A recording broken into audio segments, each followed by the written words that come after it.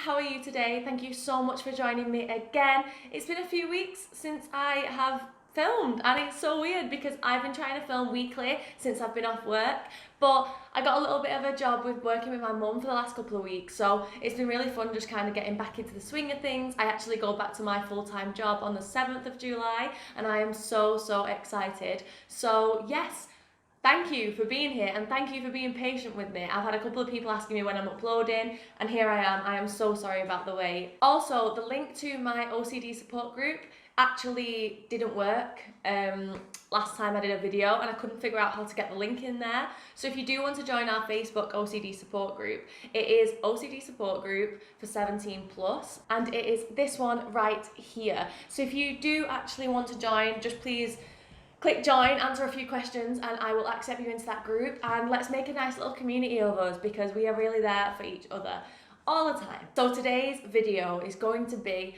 on my top 5 worst intrusive thoughts. Now, I don't know whether to say it's a top 5 or a bottom 5, but let's just go with top 5 intrusive thoughts. This does not mean they're good. This is my worst intrusive thoughts, and these are the ones that cause me so much distress and problems, and you know what? The ones that are probably the most common out there. Okay, let's go Eskimo. Number 5 is the fear that I have stolen someone's money. Okay, so even though it doesn't sound as intense as some of the intrusive thoughts that you may have, it was actually, you know, I struggled with it a little bit more when I was younger, and even now I still struggle. So say for example, we're in a process where we are splitting the bill, or we are, you know, or I'm working with someone. It happened recently, literally like a few weeks ago, when I was working with my mum. We were splitting like the money at the end, 50-50. And I was so obsessed with making sure that it was 50-50 because like if I was to take like 55% by accident, I'd be like, oh my God, I have stolen your money and I like we need to make sure it's to the dot. And obviously my mum would be like, Beth, it's fine, it's £5. And I'd be like, no, that's not, like, and I couldn't cope. And like if she left me in charge of like the money tin, I'd be like looking at it in my house and I'd have to cover it up because I'd be like, oh my God, you're gonna steal from it and you're gonna lie about how much was in it. And you know, that's more recently like the problems that I've been scared of, like stealing someone's money or stealing someone's belongings that aren't mine. And then when I was younger, I was a child when I was like, I'd say like 6 to like 8. When I used to go around to my nana's house, she used to let me go to the shop. Well, she used to come to the shop with me, and we used to get a pick and mix. And you know, the pick and mixes are literally like 10p. And then I used to get some other bits, and I think I literally used to spend £1. So because I was too afraid to ask her for money, you know, like because I was too afraid to say, please can I have £1 to go to the shop, I would play shop and then get her to be like, oh, I'll buy this off you, so that I knew she had £1, so that I then could say, oh, I would really like something from the shop. And then because she had the £1, I'd know that I wasn't taking it from her, like she'd give it to me. It's really weird. If you suffer with OCD, you know it's illogical, but it still caused me a significant amount of distress as I got older, and I was like, oh my God, I like stole that money, or I manipulated her to give me that money, and it was literally £1, like it was £1. But that's not the point. Like the idea that I have like maybe took money off someone when it's their money is, I hate it because I just get paranoid that I've not done the right thing, or I'm scared that I've not been truthful. And even though because of this fear I am like over the top truthful and I'm like to the last penny, like yeah, it's a bit of a random one, but that's why it's at number 5 and not number 1. Number 4 intrusive thought is poisoning someone. I have been so scared that I have poisoned somebody intentionally or even unintentionally, because I've spoke about it before, but when I was younger, like I used to be so terrified that like if I made anything, if I baked, if I made a drink, if I made food for somebody that wasn't me, like I wasn't the only person gonna consume it, then I would be so terrified that I had maybe contaminated it. So maybe not necessarily poisoned it, but contaminated it. So like obviously I know contamination OCD is a thing, and that's like a really common theme, but I wouldn't say it was like I'd contaminated it because I wasn't clean enough. It was more that I had like not paid enough attention. So if I wasn't paying enough attention to, say, baking a cake, making a cup of tea, making food, making a sandwich, say I wasn't paying enough attention to every single step, by the time I got to the end and I was ready to serve it, I was ready to serve it to that person, I'd be like, hang on, I don't remember, like, what if I did something, or what if I dropped something on the floor and I forgot, or, you know, what if they were sick? And then obviously they would drink it, or they would take it, or they would eat it, and I'd spend the next like 24 hours making sure that that person felt okay, and if they like weren't feeling sick or feeling ill, and then like I'd wake up in the morning and be like, how are you feeling today? And like if they said to me like, oh, I'm not feeling too great, I'd be like, oh my god, they're sick, my tea has poisoned them and they're sick. If it's like, oh no, like everything just, I don't know, it's just strange because it's just so scary, obviously, when you're in that moment, to think that you're like giving someone something that could make them sick. Like, I'd just rather not do that. But like that, I've kind of grew out of it quite a bit. I wouldn't even say grew out of it, I think I've just kind of managed it because I love cooking now, and obviously I've been selling pies the past few weeks with my mum and her cafe, so, and I work with food every day, and so yeah, I had to get over that fear, but it was not a nice fear to have, because the reason it's number 4 is because it wasn't like it would last for so long, and like for that whole day, like it'd be written off because I'd literally just be so worried that I'd like poison someone. Yeah.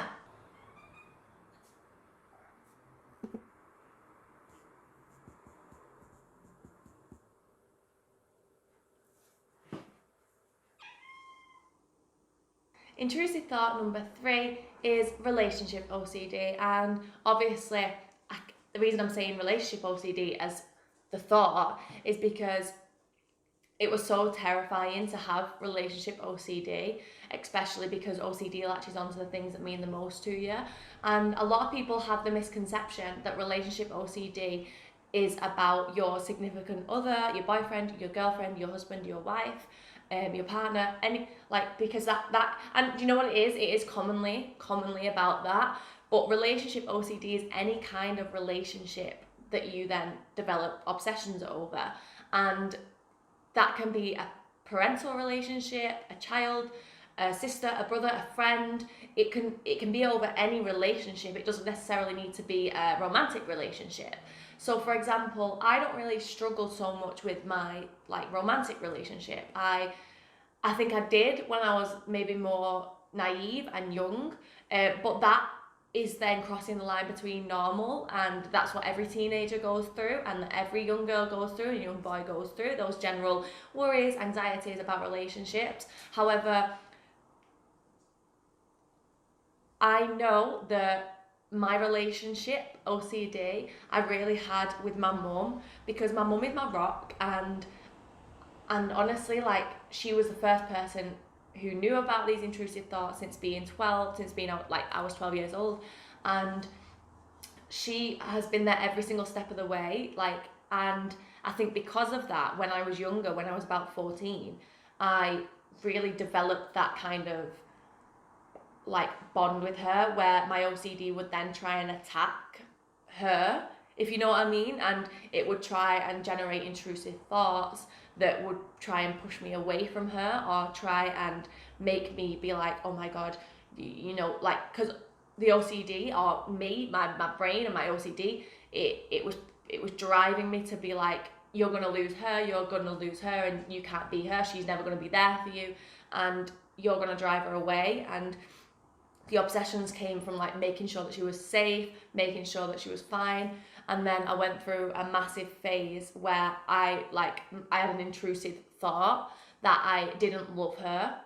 So then this lasted weeks and weeks and weeks, where I was so terrified. I was like, oh my god, I don't love my mum. It's not natural to not love your parent. Why don't you love her? She's done everything for you. And it was so strange because, like, I love my mum to bits, and I love my whole family to bits, and that has never changed, but because the OCD wanted to attack, you know, what meant the most to me at that time, it was, you know, the intrusive thoughts, because the idea of not loving my mum would just be so abhorrent, because it'd be like, how can you not love someone who helps you so much? So because of that, it was just, yeah, it was awful. And I remember I've spoke about this before, so if you've seen any of my other videos, you will know. I remember one of the compulsions was to stand in front of the mirror and sing that song, like Rihanna's song, was it Rihanna? Yeah, that was like, I hate how much I love you. Yeah. I had to stand in front of a mirror and sing that like over and over and over and over and over and over to make myself feel better and to make myself like be like, it's okay, it's fine. So yeah, it was really difficult to kind of go through that phase, because when I was younger, it started to attack all family members. So it was my mum, and then it was my dad, and then it was my nana and my sister and my brother. Like literally, there has not been a singular person that my OCD hasn't tried to latch onto. If you're an OCD sufferer, you'll probably relate, because my OCD likes to attach itself to every single person that means a lot to me, and because my whole family mean a lot to me, it just had an absolute ball with every single one of them. Intrusive thought number 2 is causing harm or, you know, hurting or harming in any way my pets. Obviously, my pets mean so much to me, and it's not just these two, Molly and Nala. So Nala's my dog and Molly's my cat. It's not just, she knows I'm talking about her, my baby. Say hello. Hello everyone. I promise you'll be okay. I'm here for you. I promise. Oh, she's so cute. So yeah, it's not just been about those two. I've had animals since I was being young. So I had 3-4 cats when I lived with my parents, and I was so scared that like I was going to hurt them, or that I was going to harm them in any way, like, or even be inappropriate. Like it's so awkward to talk about, and obviously I know not everyone will understand. But at the same time, like that was the fear that I was gonna just be a bad person to them and mistreat them. And even now, it took me so long to kind of get used to it. So like I couldn't really. So say for example, when I was at my old flat, when we had Molly, we didn't have Nala at the time. If Molly was to, like, you know, like when cats just like walk all over you. If I don't know what that was. Like this. If she was like to walk all over me, so say like I was laying in bed and she like wanted to walk on me because she liked to sit here, like I couldn't let her sit on me, because I'd be like, oh my god, no, that's like not okay. Like you can't sit like on my chest, you can't sit on my legs, you can't sit on my arm. And then I couldn't stroke her, and I was just like, because I was just so scared that like I wasn't going to be a good person. And when I was I'd stroke her and she'd just like love it, and she'd be so happy because she wanted to make that bond, and I just couldn't do it because I was like, no, get away. And in a way it made me a worse person for not giving her the attention, because I was being a worse pet mum by being so distant and being so ignorant, because every time she wanted my attention, if it wasn't done under my terms, if it wasn't done like, you sit there, I'll stroke your head, blah blah blah, if it wasn't done under those terms, then she weren't having my attention.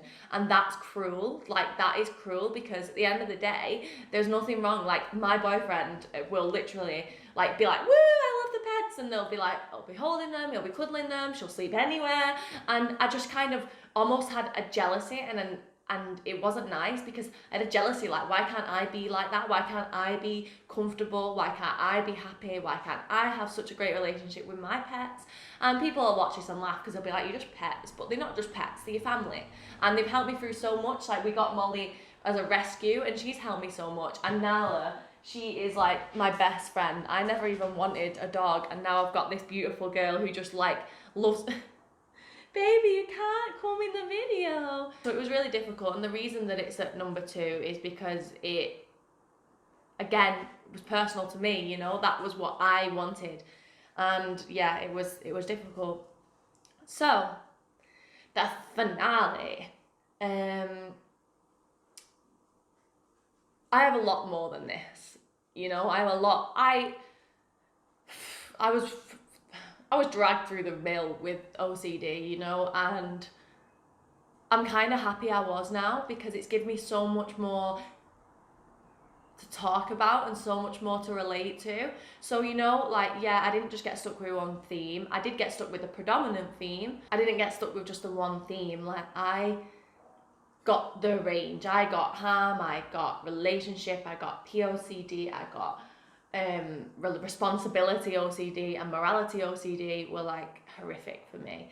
And that's why my top intrusive thought number one is that I was going to be a bad person. My main theme is POCD. I have mentioned it a few times. So that's what I'm going to say to you. And I think if you're a pure OCD sufferer and an OCD sufferer, then you know what I'm saying. But obviously, it's not something that, even though I do these videos and things like that, it's not something that I'm outwardly just ready to be like, this is what I suffer with. And it's not that I'm ashamed, because I'm not ashamed in any way, shape or form, because I'm so open about it. The problem I've got is that, you know, like sometimes when you like having to say it, like I'll say POCD, like I've got POCD, I struggle with POCD, and it's really, really difficult, and I'll say it and that's fine. But necessarily going into full detail about it is something that I find difficult, just because I think it's so personal and it's an ongoing battle every day. You know, will I ever overcome it enough to be a mother? I bloody hope I do, because like I just want to be a mother. Like, I always act like I don't. I always act like I'm like, oh, I don't want kids.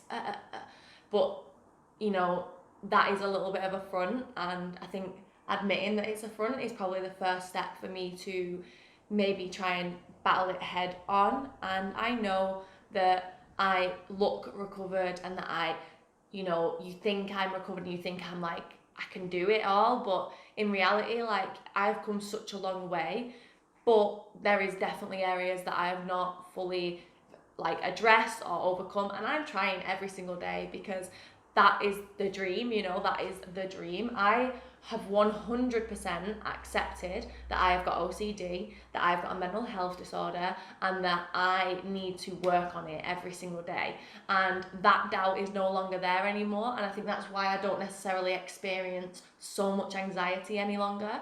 But I think with the idea that suffering with POCD, obviously / harm OCD, because they are like intertwined, is so difficult for a lot of people out there, for a lot of boys, girls, women, men, and it's so hard. I see so many posts every single day on my support groups, because I'm part of the Intrusive Thoughts support group on Facebook too, and I absolutely love that page. Like, they do such a good job at running it, and I see so many things about, like, you know, I couldn't even be in the same vicinity as a child. I couldn't even do. I literally had to just like always look down. At one point, I had so much pain here in my jaw and in my neck, because I didn't even know this was why, but I figured it out one day, because when I was out and about and I was in my worst mindset,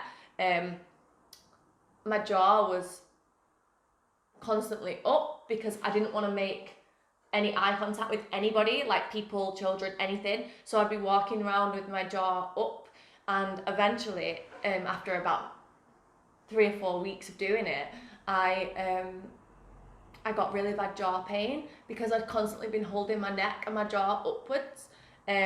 So there's a lot of physical symptoms that can come with anxiety and OCD, and that was one of mine. And it was really difficult. You know, I lost like a year and a half of relationship with my, not relationship, because they were there every day, and it's so hard to word. I don't know, like, it's so hard to word. And I think a lot of the, you know, my viewers will understand that. I'm working on it, you know, like I have such a brilliant relationship now with any family members, and you know, they have been so supportive of this, and they know everything, as do everyone else, because I'm not necessarily quiet about it. But yeah, that is my number one intrusive thought slash theme. Yeah. So if you're out there and you are suffering with any of the themes that I've spoken about, then just know that you are not alone. Like, when I first found out, like, there was other people out there that felt and thought the same, I couldn't believe it. I was like, are you kidding? Like, are you kidding me?